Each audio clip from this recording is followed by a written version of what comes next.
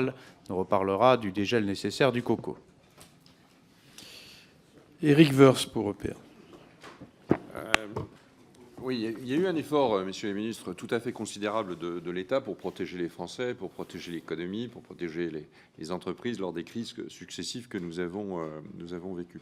Il est naturel qu'il y ait une inversion de cet effort aujourd'hui. Et moi, je soutiens et je salue l'effort très puissant qui est proposé. Je salue également l'idée que cet effort ne peut s'expliquer qu'au travers de réformes profondes. Et vos collègues ministres, chacun dans son domaine, devront bien expliquer cette toile de fond.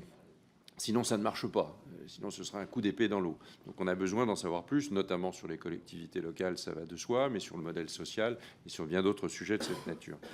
Moi, j'ai une autre, en tout cas, une autre exigence qui est celle de ne pas se contredire.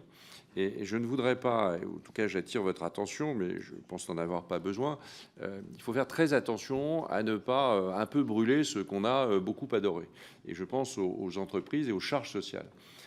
Aux cotisations sociales, le président Coquerel préférera ce sujet, mais enfin, ça reste une dépense sociale. Je ne crois pas que les charges, qu'il y ait des allègements de charges, je crois à des barèmes, en réalité. Les choses se sont incrustées au fur et à mesure des années.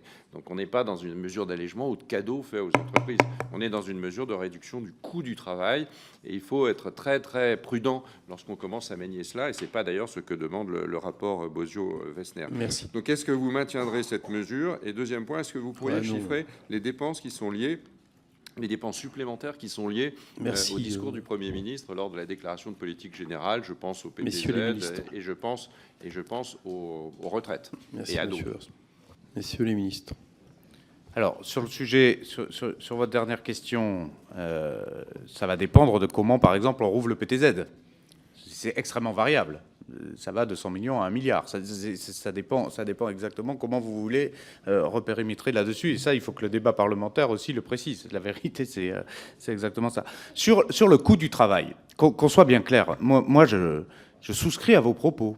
Je ne veux pas qu'il y ait de malentendus là-dessus. Je souscris à vos propos là-dessus.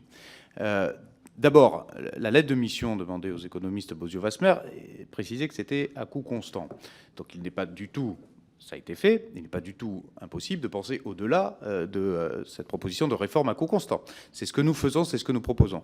Je reviens aux ordres de grandeur. Vous avez utilisé le terme prudence. Vous avez parfaitement raison. Il faut le faire avec prudence.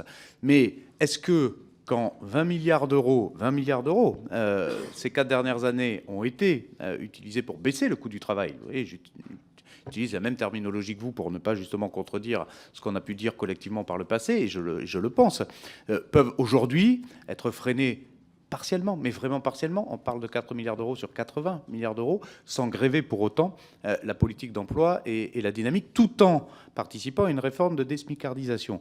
Je pense que oui, mais nous aurons ce débat là-dessus. Je pense qu'il ne faut pas non plus, sans se contredire, vous avez raison, être totalement fermé sur la nécessité parfois de repiloter un peu différemment ces notions d'allègements généraux, à la hausse et à la baisse, sans faire de zigzags brutaux, là vous avez raison, parce que ça enverrait des signaux complètement contradictoires, mais de participation à l'effort du redressement des finances publiques. Je suis à peu près convaincu qu'au fond, les chefs d'entreprise le comprennent assez bien, si c'est bien expliqué, si c'est bien amené. Et dernier point, sur les réformes de structure, 3 fois oui.